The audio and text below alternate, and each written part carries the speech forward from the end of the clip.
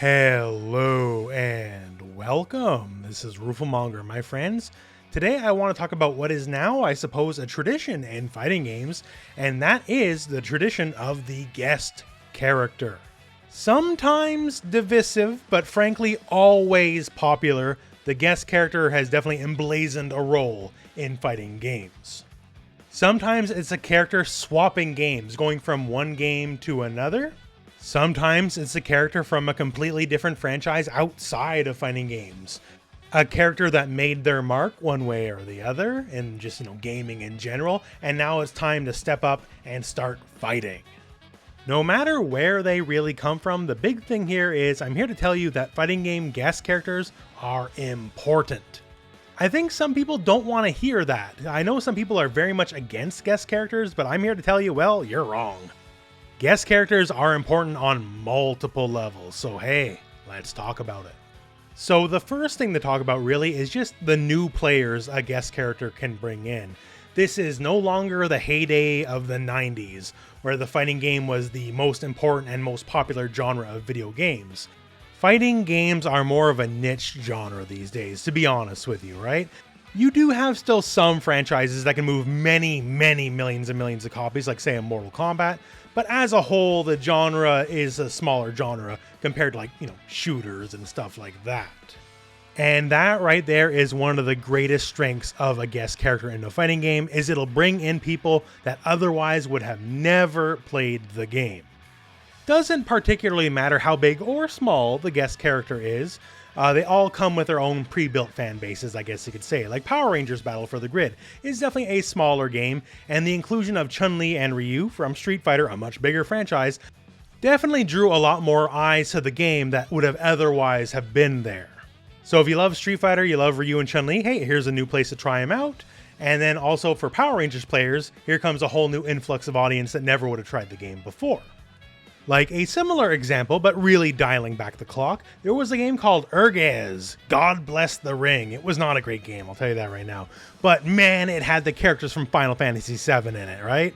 And I can tell you for myself, and God knows almost everybody who played that game, maybe we didn't care too much about the game itself, but it had the Final Fantasy VII characters in it.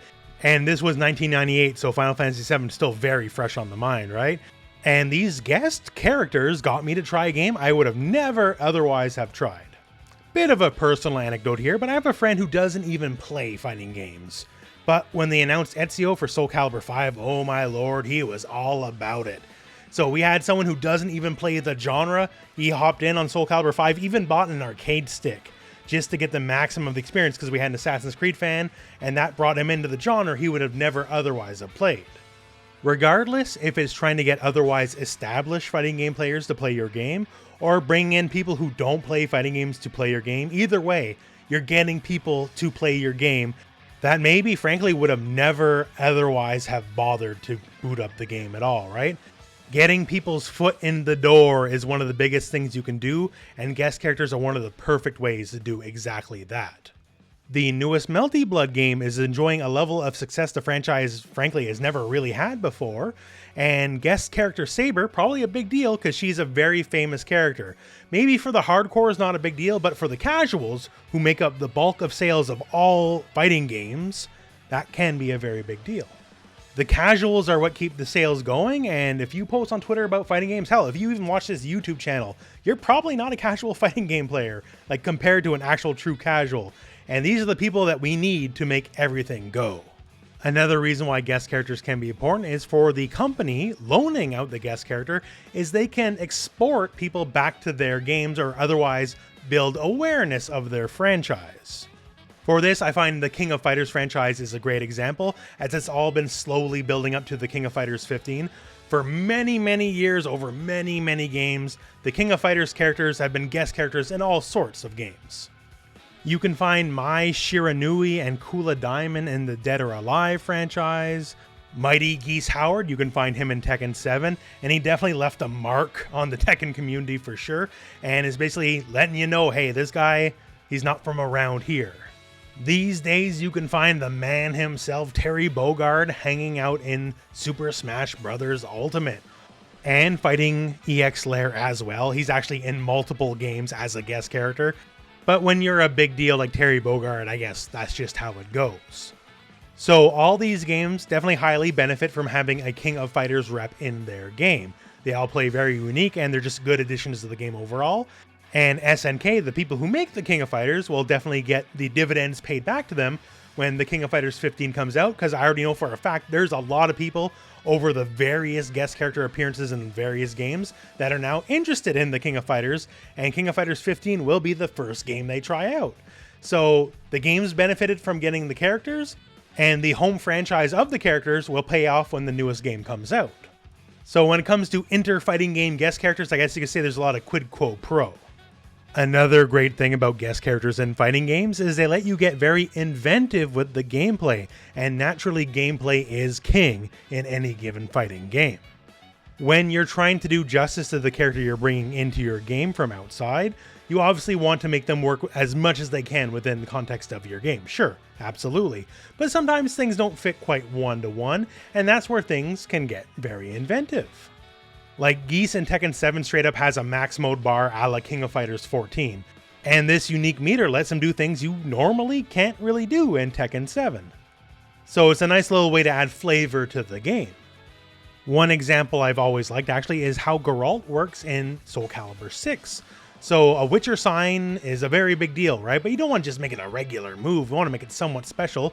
So all of his sign moves, his version of magic, are all basically mini EX moves. They all can take a portion of your meter and they get much more deadlier and much better just all around. It's not normally how the game works, but the game bent a little bit to accommodate the guest character, and I think to its benefit. And lastly, for both developers and the players, guest characters sell. People vote with their wallet, and they have overwhelmingly voted yes, we want guest characters. For the Mortal Kombat franchise of games, Ed Boon has gone out in public saying the guest characters do very, very well. And very specifically, he did mention for Mortal Kombat 9 that Freddy Krueger outsold every other character combined.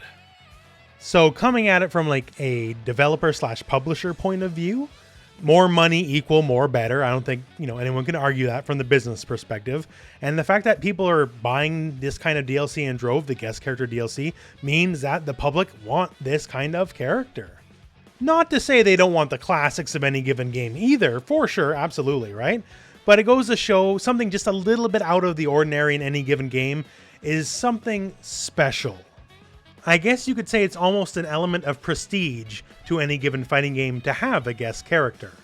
That you're a big enough deal to attract either a character from a different fighting game or a character from a franchise outside of fighting games entirely. But as stated earlier, people, they vote with their wallets and they're voting guest characters. So as far as the future of fighting games go, I would expect there'll be more guest characters rather than less. Some franchises are such a big deal that they won't really need them, like the upcoming Riot fighting game based off of League of Legends. League of Legends is one of the biggest franchises on planet Earth, really. So will they ever have a guest character? I doubt it, especially when they have like 100 plus League of Legends characters to pull from. But anything short of that, like even Mortal Kombat, right? A guest character might be what the doctor ordered, because it'll bring in a lot more eyeballs that otherwise might have ever come to your game to begin with, and it'll make you more money in the end. So basically, in the end, that's just some food for thought. I know a lot of people have very strong opinions one way or the other on guest characters and their role in fighting games as a whole. So post in the comments below what you think about it, and otherwise, well, I guess that's the end of the video. So thank you very much for watching. Hope this video has found you well. Go out and play some fighting games.